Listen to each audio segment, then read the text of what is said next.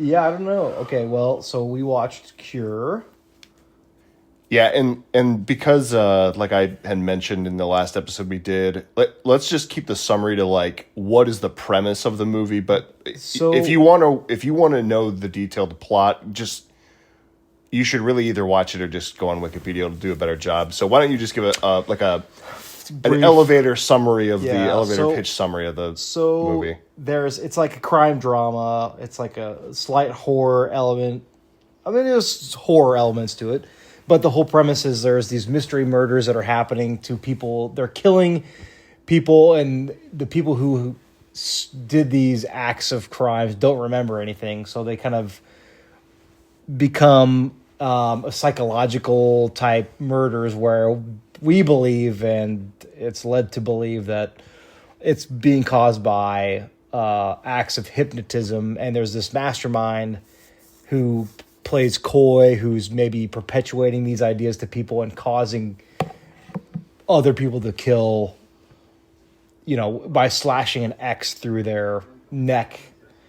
And so we follow like the protagonist, who's a detective, and he's got his own like kind of mental issues with his wife, and he's there's some strife there, so they kind of play that into there. But it's the whole point is to kind of figure out like what's going on and like what actually is happening, because there's this mysterious psychological element to it that we're supposed to kind of figure out. Yeah, I think that's a good summary. I think that this is a movie that is, in a way, it's kind of like the movie Seven, where you've got a couple of detectives, they're investigating a sequence of murders and trying to determine who's responsible and how are they accomplishing these murders. Mm-hmm. So let's just start there. I think that the one thing that'll be really obvious as you start to watch this movie is I feel like they do just a really excellent job with just the overall mood. I think that one thing it does really well is it has these shots that they linger on for a long time, these wide shots, and the way that they sort of drag on gives you this impression that like something's just not right. Mm-hmm. There's something wrong about the moment, the mood. There's always these long sequences that just feels kind of dreadful as you're watching it. Yeah, it does feel like, I mean, so this came out in 2001, I believe, and I'm guessing actually, like, I think it was even earlier. I think it was like 97. Okay, yeah, I was gonna say it does feel like a mid 90s type, film. It's got like there's a lot of brown and gray, and again, this is set in Japan, so it's we read the subtitles. There's some cultural influences, obviously, with like the texts, like the like obviously like the culture, like the day-to-day stuff. But I agree. I think the we're watching a scene right now, and there's just they don't pull back any of the punches when it comes to the gore in a tasteful police way. That doesn't need to show you absolutely everything, but you do kind of see everything, because there's a couple other deaths that you see, and you see people's necks being filleted. Well, I should say one person. Yeah. So there's a lot of dread around. There's a lot of mystery. It kind of inevitably falls to one individual, but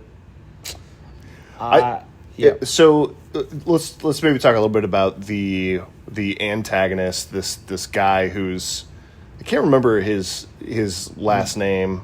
It starts with a K. Maya. Oh yeah, you're right. Yeah, Maya, sorry.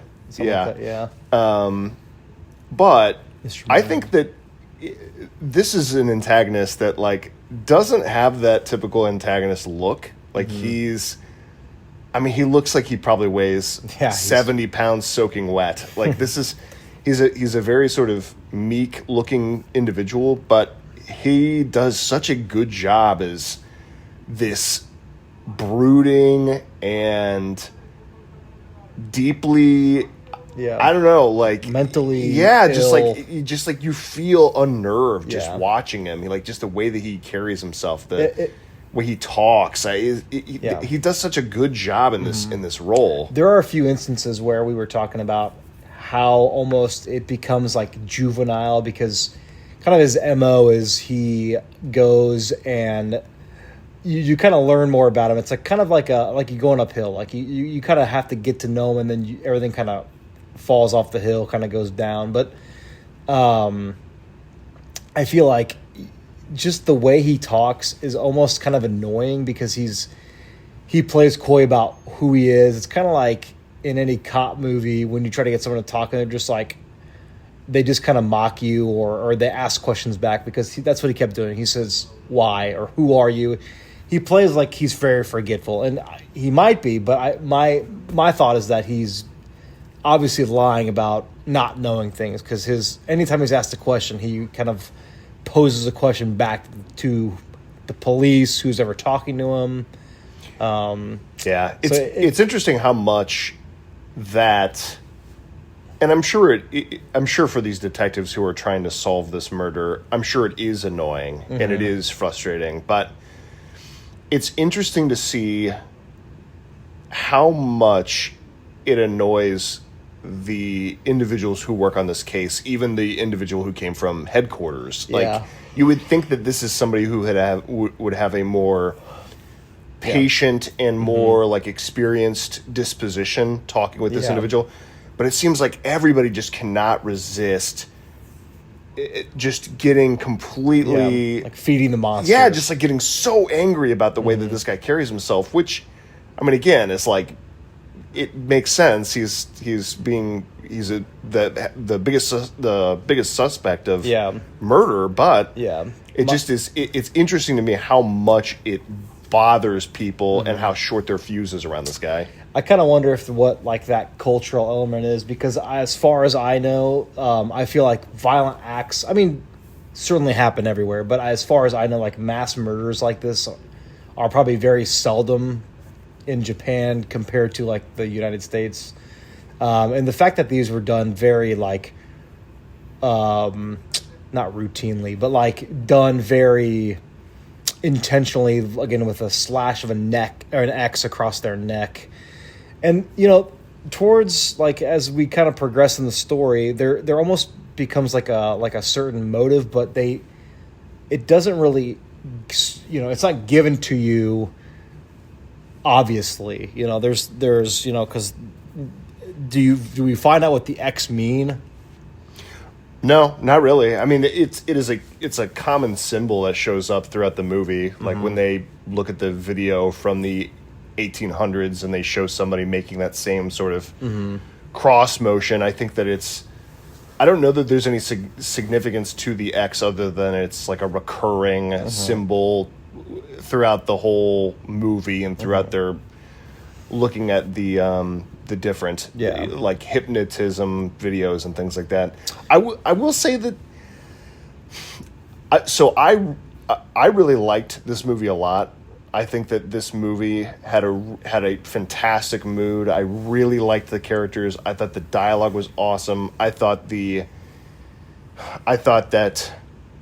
there's so much good about this movie that I really liked. But I'll be honest, I really feel like as much as we focused on it, I had a really hard time following stuff. I think, I would agree with that. Like totally.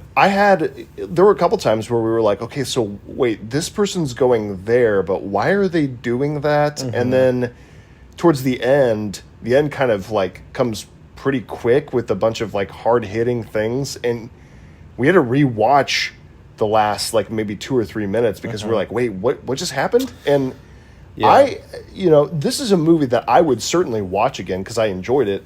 But I think that this is a movie where I would almost have to watch this 2 or maybe even 3 times to feel like I really understood what was happening. Yeah, I think so. I'll kind of explain a little bit more in detail about the protagonist. So like the protagonist, he's the detective, the main detective, but he's got qualms with his wife because his wife has an illness. It's completely psychological.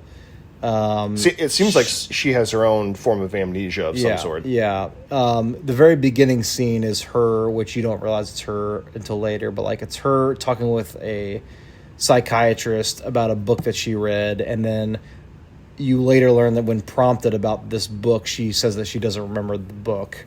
Like, I've never seen this book before. So she's got like amnesia. She's got like some like OCD tendencies with like this an empty dryer at home. And you can kind of tell that eventually it drives this detective, the protagonist, very crazy, because there's an instance where they do have that suspect, the actual mastermind, so to speak, behind this.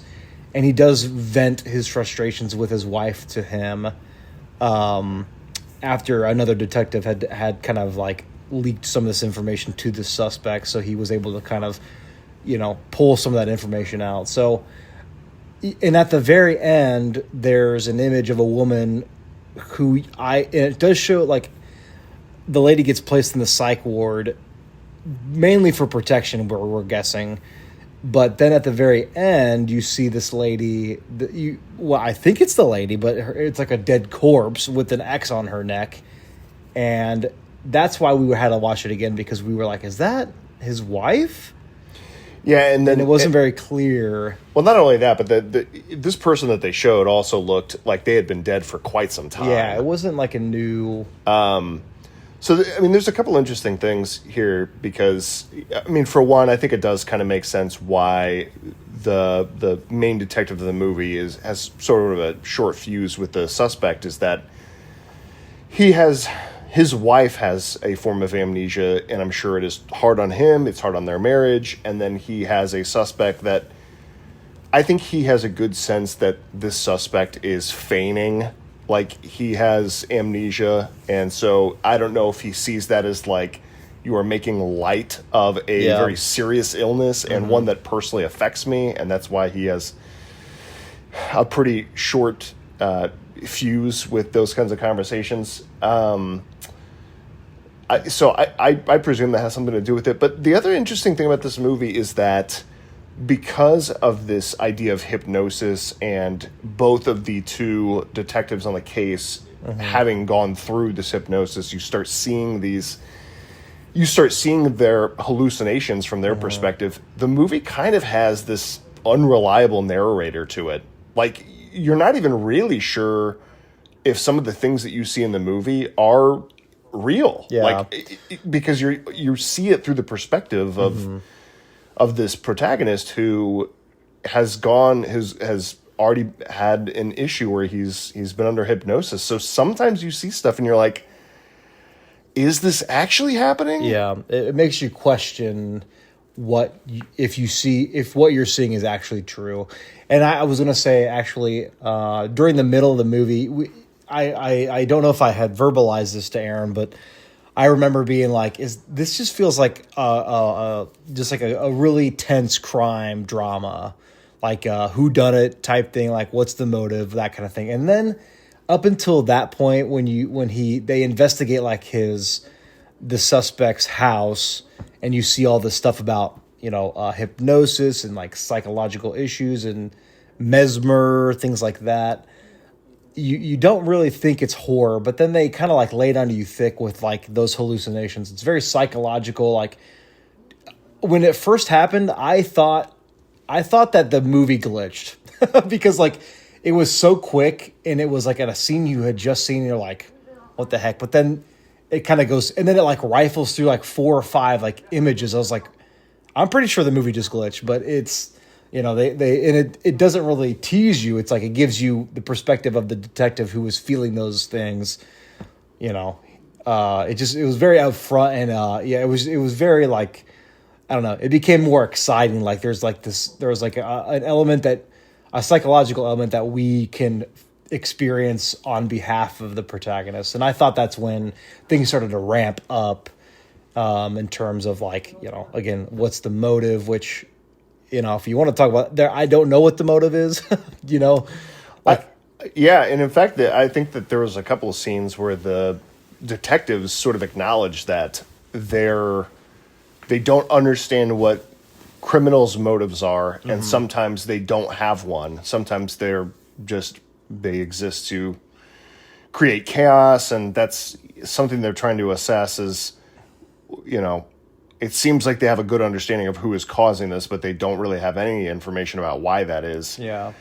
And I think that this is one of the movies that you really kind of feel like the protagonist at the end, where you've seen these people that have been around this person suffer at the expense of this antagonist for so long that instead of searching for answers, instead of going to this abandoned, what seems like a medical sort of facility, my guess is it's the one that they showed in the movie, like they showed in the medical hypnosis the first hypnosis that happened in Japan, is that he shows up, and rather than trying to like learn about this deep mystery about this particular person and what their motivations are, he just loses his cool and he just kills him. Yeah.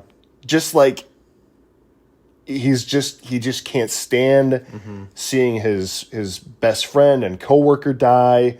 He has sent his wife to a like permanent medical facility so that he's not persuaded, he's not hypnotized to murder her. I mean, this is a person who just seems like towards the end of the movie, you're expecting him to have had this big, long exposition with the antagonist to say, why are you doing this? What is your motivation? What are you doing? And instead, he just says, just kills him. Yeah. It's a very, very satisfying end. Kind of leading up to that, they kind of delve into his, the suspect's house, and then this psychologist is there who's like the detective, or I guess he might be a detective, but he works with the detective to figure what's going on. So we know that like the main protagonist, the main detective, has been like influenced, and then you see that the psychologist has been influenced because he's like, let me show you this video about like this late 19th century like video where this finger draws an X in front of this woman who ends up eventually, you hear, killing her son by slashing his neck into an X. And then he goes into the corner, and then he visualizes like this, once it looks new when he sees it, like this abandoned complex, like the psych ward. And he starts having these visualizations of like being cornered by the protagonist, like the main detective, and there's like this monkey statue that's like kind of creepy. And then he kind of snaps back out of it and then goes to his room, and there you see is a big X, which, we kind of learn through a doctor that had a similar experience, that he's been influenced by the suspect, and he's in denial. He says, no, I didn't meet with him at all. And then he says something about, potentially seeing him, but he doesn't remember it. So, there's an influence on the main characters, and you kind of feel like you're getting kind of concerned about what the heck's going on. And so I kind of think the end, if you want to try to interpret the end now, I think, when he walks to the main detective goes to the warehouse, the abandoned place at the very end, and sees like this creepy shadow like face through a curtain, like what the heck is that about? And then you see a picture of the silhouette from one of the books, and there's the same year that this video came out, so you're kind of thinking that maybe this is the guy who was showing the X. And so my guess is that whole asylum, they use some type of mesmerizing techniques, hypnosis on these patients, and somehow it had trickled down to where it was probably used for abuse. And so thus now is the present age, and that's 100 years later or so. I don't know. That was kind of my take on the ending, now that we're discussing it. Yeah, I think that it feels to me, and I mean, I would have to rewatch this because this is I think we don't say this enough, but when we give these reviews, it is seconds after the movie ends. Yeah. So there's very little, like what we do on these episodes is like real time processing of what we just watched. So, I mean, you will have to forgive us if we miss some maybe more obvious symbolism that just didn't click with us initially. Because like there have been times where we have gone back to after I've sat with the movie for a couple days, I've looked back and said, oh, like This is that totally makes sense. And Yeah. and I think that happened with a couple of the earlier episodes that we did. But I say all that because, like, to me at the end, it didn't seem to bother Mamiya to have died. He wasn't like he wasn't like typical comic book hero or villain saying like, "Oh, my plan is foiled. Oh, you dastardly heroes have ruined my plan." He seems like at peace with it, and I think that you kind of see why at the end. You see a continuation of the things he started. It almost seems like he started the spread of a virus. Yeah. Like the spread of this ability for people to commit horrible acts without having any conscious, like any cognizance about it at all. Based on the year too, there has to be some type of continuation of it because it lasted from 1898, and they talk about like in Japan, like this was like a form of like clairvoyance, mysticism that was just like outright banned. It was banned by the government. It's like illegal. So that's why there's like this, and maybe that's why you don't see that, they're in the movie, the media doesn't talk about it. It's very hush hush amongst like the large population. Like it's really only something that these detectives are working on, maybe the police are working on, but there's definitely like an influence of like continuance, and you do see that even though that the guy we were talking about, Maya is dead. And, so someone's still grabbing a knife and someone's still going to die, So like Aaron said, I think that's, but that the question begs is what's the cure, right? What's the cure? I don't know. It's interesting because that's what the movie's called, and yet, like, I'm trying to think it's funny because, like, despite this being about, when I think of cure, I think of like vaccine. I think of like some kind of, some sort of thing to cure a physical ailment. But so much of this is about like mental anguish and mental just exhaustion. And I think the one thing that was pretty interesting, they emphasized this, is I can't remember the exact term that the detective who has a psychological background had referenced, but he said something about how hypnosis, at least in the earlier times when it was being practiced, is one of the terms they used was like soul removal, which is, I think, probably the most apt description of everything that had happened. It was really like these individuals who killed people close to them or someone near them. They did it as if their soul had been removed, as if they just had no thought about it. It was just the most instinctual thing that they could think to do. One guy even said, I did it because it just felt natural. It just felt like it was the thing I was supposed to do. Yeah. This is one of those movies that it maybe not to the degree of like The Shining, because The Shining, I think, has a lot of symbolism that people are still like finding and talking about. But I think that this is one of those movies where I really think there is something there for a viewer who is watching this for the second or the third or the fourth time. Yeah. Like things from, they are pretty intentional in showing about like the flickering light that's in the tunnel. Yeah. Clocks, like there have been a number of clocks that have been in the shot in a way that feels very intentional. Yeah, there's like I know other symbolism, like there's like of course when you learn about the hypnosis, it's like with a lighter, and then like sometimes it's carried out through an action of like of water. But you see water being like one of those forefront things too, which again, I don't know if you could think about it as deeply as you want. And,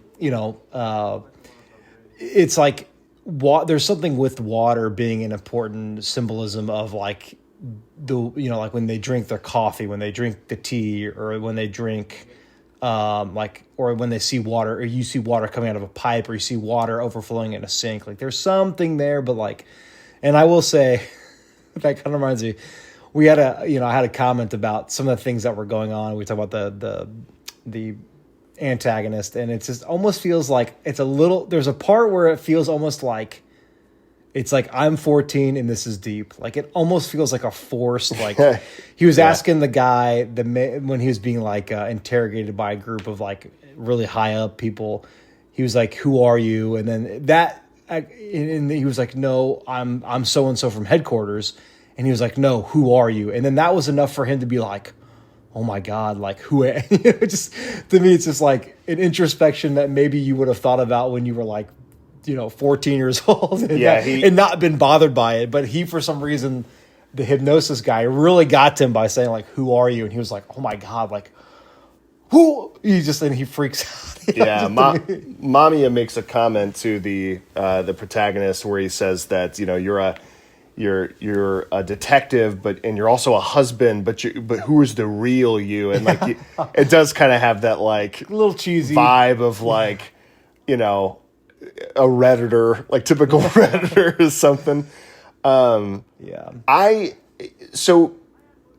guess like one thing that is worth talking about is like we've seen a lot of horror movies, and a lot of horror movies that we've seen, especially as part of this podcast, has been supernatural in nature, or it's been I can't recall off the top of my head how many have been a little bit more grounded like this. Like you said, this might fall into what some people might consider more of a thriller than a horror movie. However, I do think that this is like a slasher movie in the way that some other slasher movies, like Scream, in that same vein where it's like, to me, this is horror, but I think that, at least for me, this has been on my watch list for a while, but I've kind of avoided it because I don't know that I'm always interested in seeing a more grounded crime horror thriller. But sure. I don't know, like, how did you feel like this fit for your personal horror mold? I do like... I like crime, and I like crime. I like crime. Delete that. Yeah, I like the crime horror genre. Yeah, and I'll tell you one of the best ones is Silence of the Lambs. Yeah, one of the best crime. I mean, probably the best crime horror flick you'll see. But like I've always liked movies like that or shows like that. I mean, this is nothing like SVU, but like I used to, even like high school, college, we used to watch it all the time. But I've always liked like, the what happens, the who done it, the why, it's just the mystery about it. And it does add this, again, there's this other psychological layer I think that this movie does very well. What I strictly call this, like, that's kind of what I thought it was going to be, a little bit more horror based, or maybe I was thinking it was going to be more viral, like it's going to be an actual like virus that's killing people, and there's another layer too, but I didn't think hypnosis was kind of the crux of it. But do I think it's horror? It's just enough horror for me to call it, like, I would say like it fits that tag at the very end. But first and foremost, it's a crime film, it's a psychological thriller, and then it's a horror film at the very end. Yeah. So it fits my criteria. I like it. I think horror is a very difficult genre, to be honest. Like it's think very that broad. I think it is broad, and yet I think that the definition is so hard to pin down. Mm-hmm. It's like, typically when I think of a horror movie, I mean, let me just ask you, like, if I say horror movie, what's the first movie that comes to mind? I mean, like, I think of the classic, like, Halloween. Like, I think of, like, very slashery. Like Texas Chainsaw Massacre or something like that. I think horror is very difficult, which is I think that when people, like, I'm sure people have asked you this. A lot of people that know that I like horror movies sometimes will ask, like, what is the scariest movie that you've seen? And it's very personal. I think it is extremely personal, because I think it really just depends on what kind of scares you. And I think I may have mentioned this before, but I genuinely think that one of the scariest movies I've ever seen is Aniara. Like, I think it is a absolutely horrifying movie. But it sort of, like this movie, kind of slips out of the back door of what I would consider like a classical horror movie. Like, it's not necessarily like the movie that would sit right in the apex of what you would say like horror movie, and you'd think Scream, Texas Chainsaw Massacre, Halloween, Nightmare on Elm Street, Friday the 13th, like that. Those are more in that, like, there's no ambiguity. Everybody would pretty much agree that this is horror. Yeah.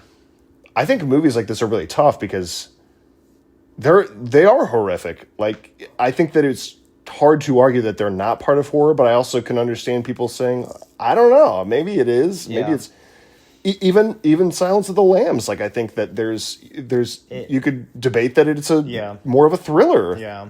I think this movie and Silence of the Lambs has a good amount of like similarities with like the themes of horror. Like, there's the psychological element, there's like a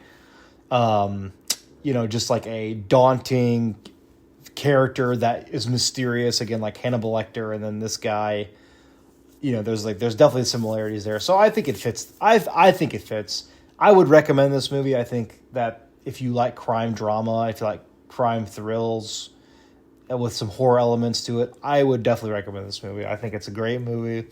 I think it's not,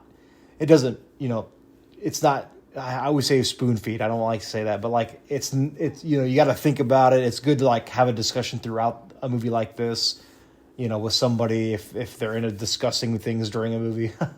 But I liked it. I would recommend it. I would have to rewatch it again to see if I would get all the themes and all the ideas that the movie wants me to know. Yeah, kind of circling back to like what makes I mean, first of all, I think we should do an episode about what is a horror movie. Yeah, I think that would be interesting. Mm-hmm. And then this has nothing to do with any of what we talked about, but I do think doing a tier list of some kind would be fun. Yeah. But the thing that I would say is that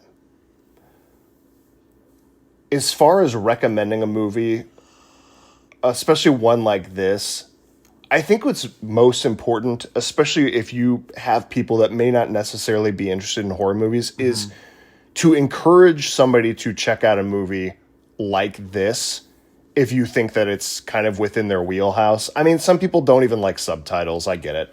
But I think it's important to check out movies like this because I think a big portion of people will brush off a horror movie being like, I don't watch those, they're too scary because it's got people with chainsaws. And it's like, I think that is a very narrow look at what horror movies are.